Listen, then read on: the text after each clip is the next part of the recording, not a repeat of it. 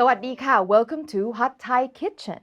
Rice is a foundational ingredient in Thai cuisine, as it is for many other Asian cuisines. And over the years, I've gotten lots of questions about different types of rice that we use, like how are they different, and do you cook them in the same way, so on and so forth. So today, I am hoping to demystify all of that and help you make the right rice decision for your next meal. Let's first go through our three types of rice. First, I've got Japanese rice, or what most people call sushi rice. Now, what I've got here is short grain, but some varieties are considered medium grains, and indeed there are many varieties that would fall into this category of rice.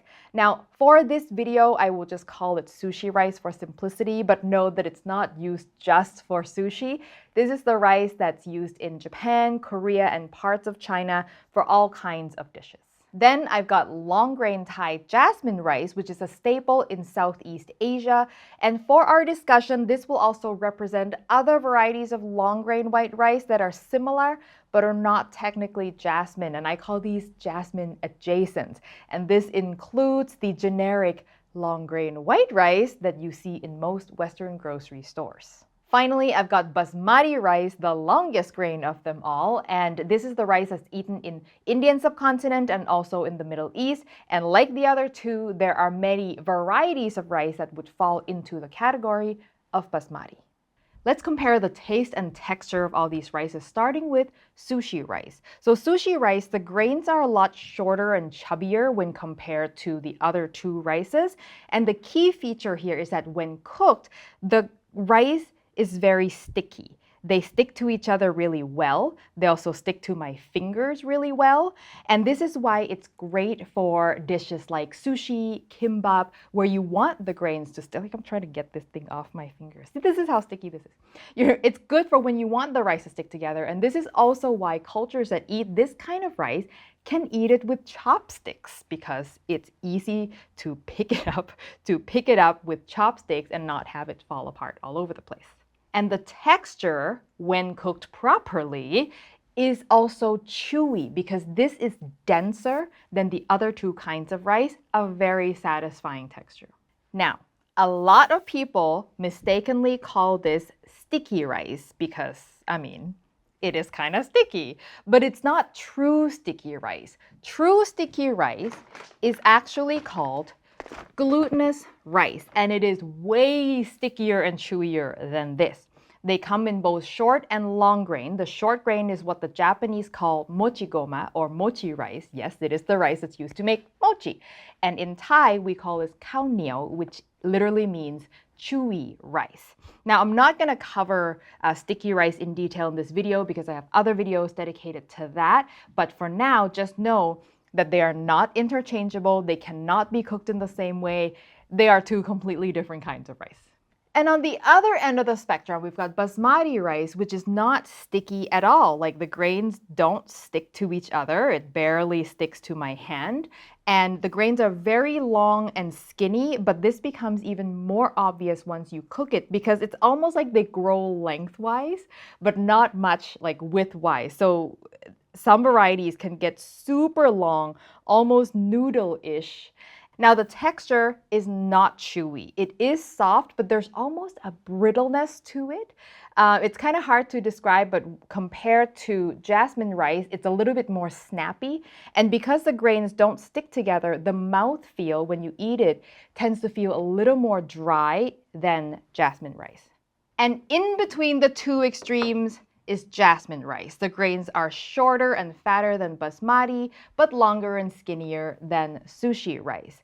Now, it sticks together better than basmati, but it's not as sticky as sushi rice. Like, it doesn't stick to my fingers as much. The texture, I would not call this chewy the same way that sushi rice is chewy, but it is softer and cushier when compared to basmati. However, within this category, jasmine rice is the softest one. So if you get the generic long grain white rice, it tends not to be as soft, and the mouthfeel will also feel a little drier than jasmine rice. Now let's talk aroma, because there is a big difference in the way that these rices smell, most notably jasmine rice. The reason it is called jasmine is because the rice has a wonderful floral aroma that is similar to jasmine flowers. And no, it is not added scent, which some people think it is. That is the smell of the actual rice. I love when I get a new bag of rice to just open it and stick my head into it and take a deep breath, and it smells so good. But it has to be real jasmine rice. So other kinds of similar long grain white rice will not be as aromatic. So if you want to go for that aroma, when shopping, you want to look for the word hom mali, Thai preferably. Thai hom mali. Hom mali is the name of the variety of rice that is fragrant. And also you want to look for this green logo, which is a government certification that this is indeed true jasmine rice, assuming of course that this logo has not been faked, which has been known to happen. So when I shop for jasmine rice, I tend to stick with reputable brands. Basmati rice is also a fragrant rice. You can definitely smell it in the air when it is cooking, but the smell is different from jasmine. I would describe it as a little grassier and less floral, also very good. Sushi rice is the least fragrant of them all. Not to say that it doesn't smell like anything. I mean, it smells like rice, but it's not as intense and it's not as obvious. And now, perhaps the most importantly, is how to cook different types of rice. And the good news is you can actually cook them using the same method, but you need different amounts of water.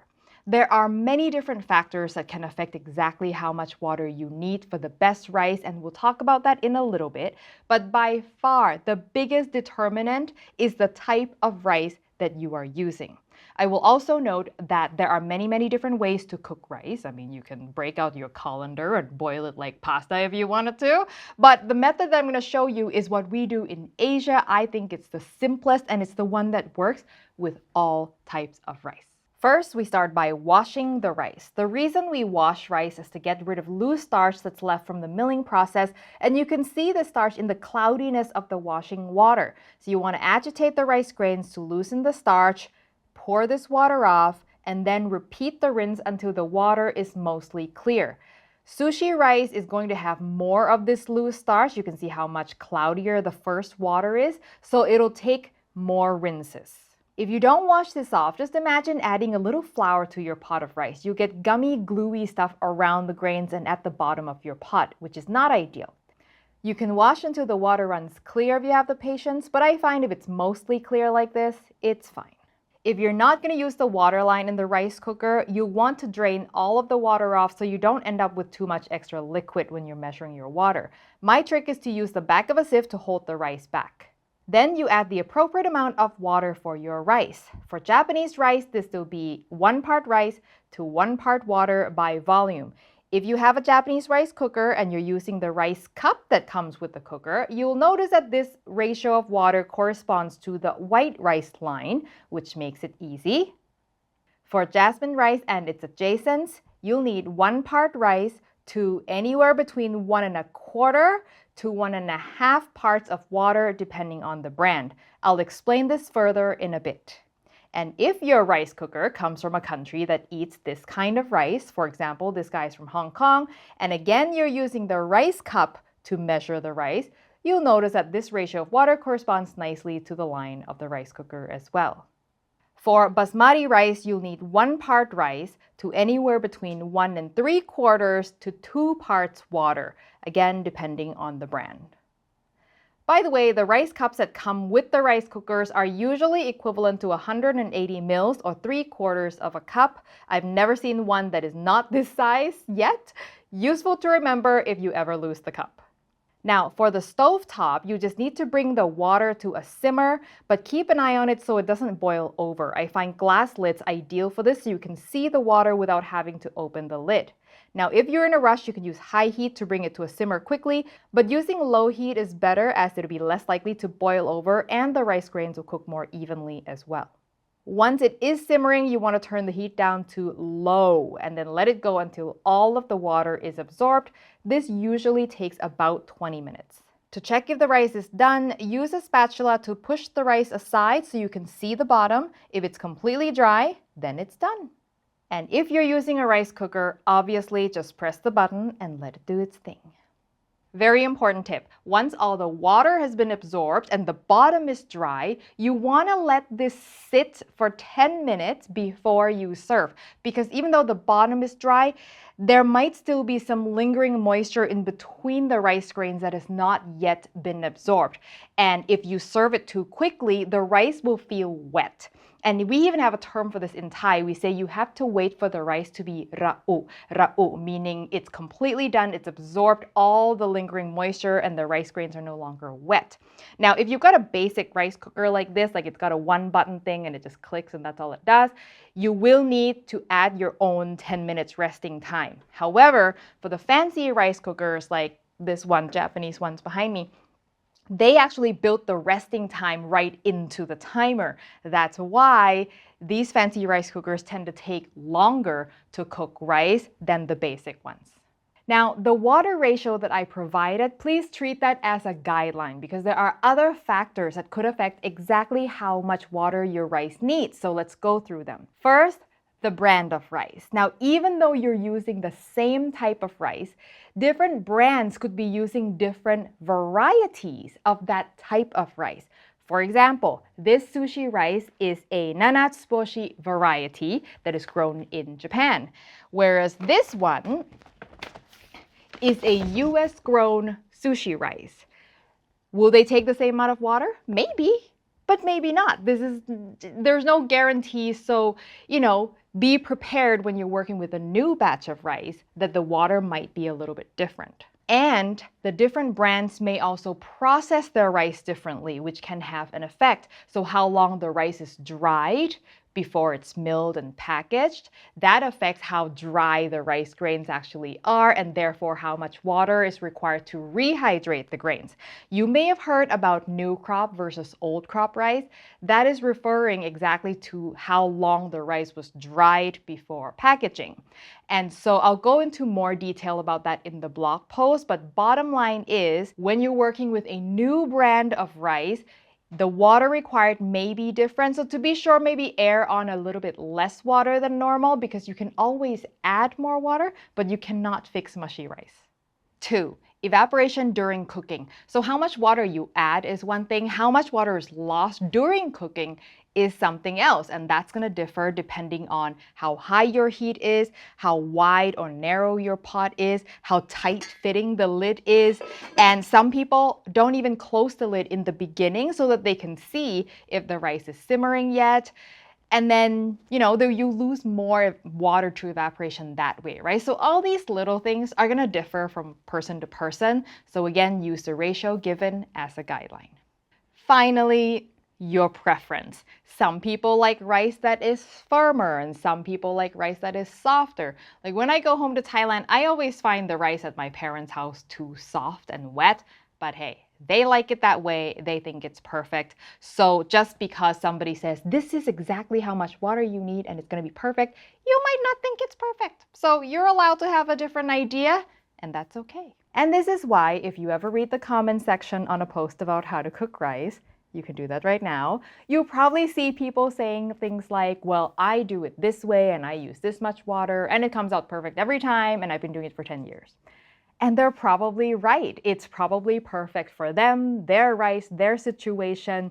So if what I'm saying is different from what you're doing and what you're doing you think is perfect, that's great. But maybe it is worth experimenting a little bit. Maybe if you add a little more water and a little less water, maybe you let the rice sit a little longer, you'll find out that it could even be more perfect.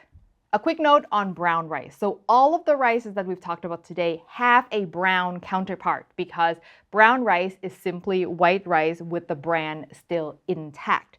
So by definition, it's going to be more fibrous and a little more chewy. But the chewiness is coming from the bran, not the rice itself.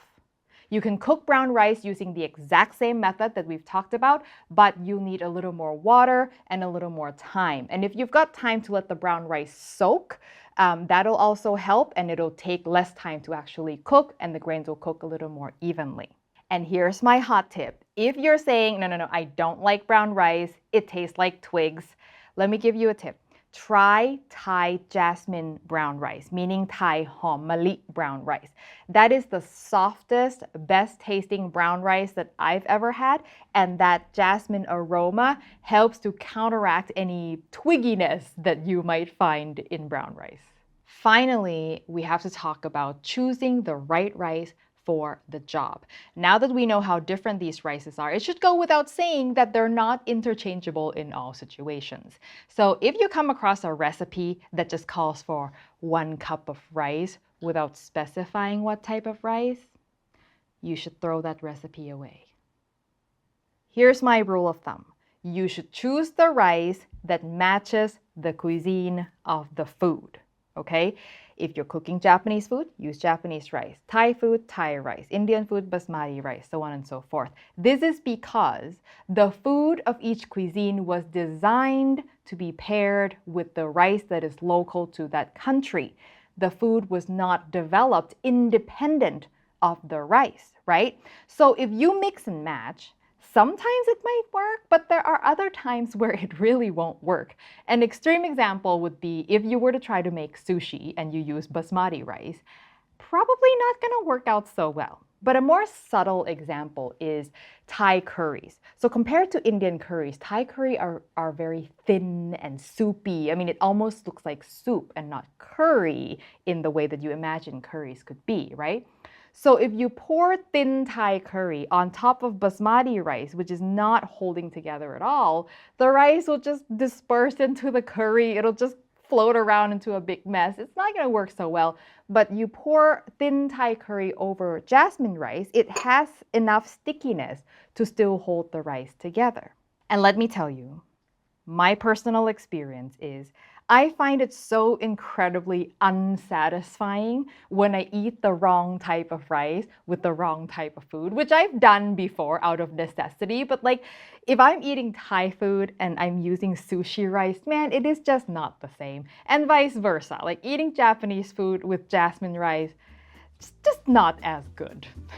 And that is it. I hope you find that helpful, and all the information that we covered here and more, I will have it written out in the blog post on my website. So if you need to look up a reference for how much water you need or anything, you can head over there. I'll put the link in the description below. And also, I have so many different videos about Thai rice, how to cook different Thai rices, sticky rice. I mean, like if you want to dig deeper into Thai rice, you will not run out of information on my website. So I'll link to all that below as well.